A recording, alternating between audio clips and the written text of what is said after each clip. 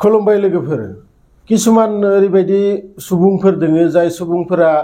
निजेबो जेबो मावनो रोङा आरो गुबुना माबाफोर मावनानै दिन्थिबाबो बिखौ माने नेग्लेक्ट खालामो मा मावला बायदो बेफोरखौ मा खोन्थिदो मा मादो आरो किसुमान ओरैबायदि सुबुंफोरबो दोङो जाय निजेया रोङाबाबो गुबुना जुदि मावना खोन्थिदोबाथाय माने बिखौ बुंगोन जे खोब मोजां खामानि मावदो बिदिनो मावलांबाय था आरो किसुमान दोङो निजेबो रोंगो आरो गुबुनखौबो माने सोलोंहोयो खामानिफोरखौ आरो बे बाथ्राखौ आङो बुंदो आंनि भिडिअआव किसुमान सानैसे सुबुंफोरा माने कमेन्ट्स हरो जानला माला बिथांमोनखौ आङो बुंनो सानदो जे गुबुनखौ कमेन्ट्स हरनानै जेबो लाब गैया मानोना नोंथांनि बे बाथ्राया आंनि फारसेथिं खोमा फारसेथिं हाबो आरो फारसेथिं ओंखारलाङो बेफोर बाथ्राखौ आङो जेब्लाबो माने खोनासङा गतिके बेफोरखौ हरनानै ओरैनो टाइम वेस्ट खालामना लाब गैया नोंथांमोनाबो निजेनो बेफोरबायदि भिडिअ बानायनो नाजा बानायनानै जि एसे एला हागोबाथाय बै मबाइलजों रां खामायनो नाजा जायखिजाया दिनैनि भिडिअखौ स्टार्ट खालामनोसै आरो दिनैनि भिडिअआ ओरैबायदि जाहैबाय गोदान गोदान आपडेट्स ओंखारगासिनो दोङो जि कलकातानि बै डक्टर मार्डार एन्ड रेप केसनि सन्दीप घोषनिबो गोदान गोदान आपडेट फैगासिनो दोङो सन्जय रायनिबो गोदान गोदान आपडेट फैगासिनो दोङो दिनै बे भिडिअआव मिथिगोन माबोरै सन्जय रायखौ फासायनाय जादों माबोरै सन्जय रायनो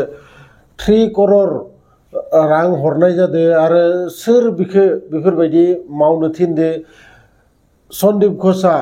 माबोरै हमजाखो बेजों लोगोसे सोर सोर दंफायो बियो बै हस्पिटालाव मा मावोमोन बेफोर गासैखौबो बै डेड बडिखौ फुंनि 6 बाजियाव नुयोमोन सन्दीप घोषनो फन हरो 7 बाजियाव सन्दीप घोषआ कलेजाव फैयो 8 बाजियाव आरो सन्दीप घोषआ पुलिसनो फन हरो 9 बाजियाव बिनि उनाव बिसानि जे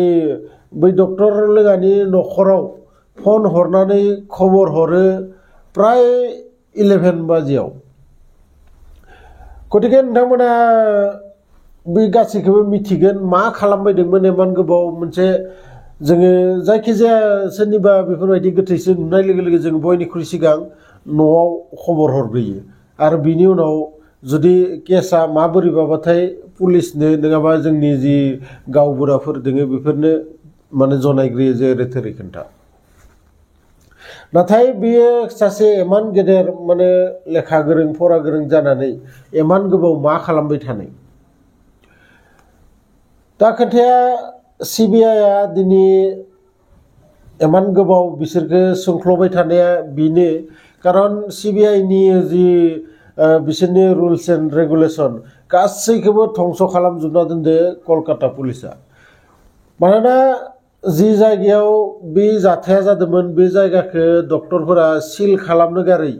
बेयाव गासैबो हस्पिटालनि जेसां सुबुंफोर दोङो जेसां डक्टरफोर दोङो गासैबो बै न'आव हाबहैजोबनानै बिनि जि एभिडेन्स माने पुलिसफोरा कालेक्ट खालामनो गोनां बेखौ माने सेस धंस खालामजोबनानै दोनदो आरो बिनि थाखायनो दिनै बे केसखौ माने सल्भ खालामनायाव इमान गोबाव जादों दिनै सन्दीप घोषनि 3 लोगोबो गोदान एरेस्ट खालामनाय जादों आरो बेफोरखौ माबोरै माने सिबिआइआ दिहुनबाय दोङो बेफोरखौबो आं नोंथांमोननो खोन्थागोन भिडिअखौ बयनिख्रुइ सिगां नोंथांमोना मोनसे लाइक थुनानै हो मानोना सिगांनि भिडिअआवबो नोंथांमोना गोबां सापर्ट खालामदो आरो लासैनो आंनि साबस्क्राइबारफोराबो 10K जाहांनोसै आरो बिनि थाखाय नोंथांमोनखौ जोबोद जोबोद साबायखर थाबाय आरो बिदिनो नोंथांमोननि अननायखौ मोनबाय थागोन होननानै आङो आसा खालामबाय थ' दा सिबिआइआ माने जेनथारसिगौमोन बे केसाव मानोना बे केसनि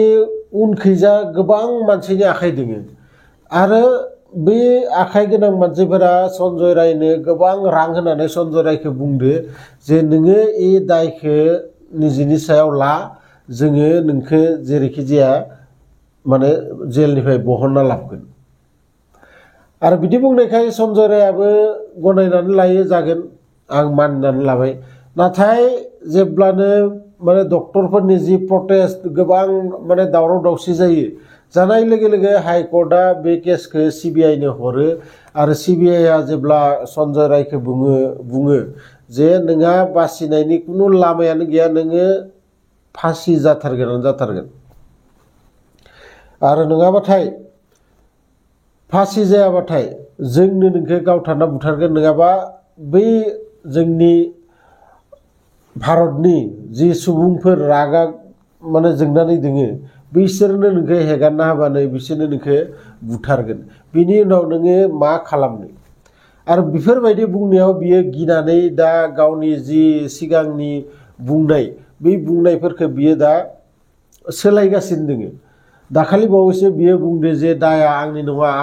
आंखौ फासायनायसो जादों होननानै बियो गाबै बुंदोंमोन आरो लोगोसे दा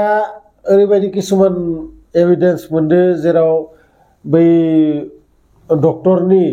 मबाइलखौ चेक खालामनाय जादों आरो बे मबाइलाव ओरैबायदि माने इखालि हराव जानाय जाथायनि 45 सेकेन्डनि मोनसे भिडिअ दंमोन आरो बे भिडिअखौ माने मिथिनो मोननाय बायदि सोर बानायदोंमोन बेयावनो सासे डक्टर माने दंबावोमोन जायनि माने मबाइलाबो सेम मडेलनिमोन आरो बियो गोरोन्थियावनो बै डक्टरनि मबाइलजों माने भिडिअ केमेरा खालामजादोंमोन बिनि उनाव जेब्ला लक जायो मबाइला बिनि उनाव लकखौ खुलिनो नागिरबाथाय बे लकआ खुलियाखैमोन उनावसो बियो हमनानै मोनो नङा बेथ' आंनि मबाइल नङा बिनि उनाव गावनि मबाइलजों बे भिडिअ खालामो आरो बै जि भिडिअ खिनिया दाखालि बावैसो CBI नि आखायाव गोलैयो लोगोसे बै डक्टरनि जि डायरि बै डायरिखौबो CBI आ लानानै थाङो आरो बै डायरियाव ओरैबायदि किसुमान माने घटना लिरनाय दोङो माने जायखौ नोंथांमोनाबो खोनानानै आसरित मोनगोन बैयो मोनसे मेडिकेल कलेज नङा बेयो गंसे बिराद गेदेर स्केमार बिराद गेदेर माने बिजनेस सालायबायदोंमोन बै प्रिन्सिपाला जेराव फरायनायजों स्टुडेन्टफोरा पास जाया बेयाव रां हरबासो पास जागोन सोरबा माने गाज्रि खामानि मावबासो बै प्रिन्सिपालनि जि नांगौ खामानि बेफोरखौ मावबासो माने पास जागोन प्रिन्सिपालनि न'आव थांनानै खामानि मावना होनांगोन अब्लासो पास जागोन ओरैबायदि बे हस्पिटालाव माने बिजनेस सालायबायदोंमोन आरो लोगोसे बै सन्दीप रायनि माबायाव न'आवबो सन्दीप घोषनि न'आवबो माने इडिफोरा हाबहैयो आरो हाबहैनानै इमान गोबांदि रां मोनो जायखौ नोंथांमोना भाबिस' हानाय नङा बेनि न'आव सिङाव आन्डारग्राउन्ड मोनसे माने न' दंबावोसो बै न'आव गोबां रां रुफा मोनो गोबां CD केसेट मोनो गोबां USB मोनो आरो गासैखौबो दा माने CBI आ फाइनाल रिजाल्टहालागि मोनफैथारसिगोन मानोना CBI आ मोनसे डेट फिक्स खालामबाय जे 36 डेजनि गेजेरावनो बे केसखौ माने क्लियार खालामथारगोन जायखिजाया नोंथांमोना भिडिअखौ मोजां मोनदोंबाथाय लाइक शेयार कमेन्ट्स खालाम आरो लोगोसे बिदिनो आपडेट फैबा आं नोंथांमोननो आपडेटखौ होगासिनो थागोन जायफोरा गोदानै आंनि चेनेलाव फैदो चेनेलखौ साबस्क्राइब खालामना लाबानो जाबाय मानोना आं बेफोरबायदि भिडिअ नोंथांमोननि थाखाय लाबोगासिनो थायो लोगो मोनगोन नेक्स्ट भिडिअआव बिदिनो मोनसे इन्टारेस्टिं भिडिअ लानानै गोजोन्थों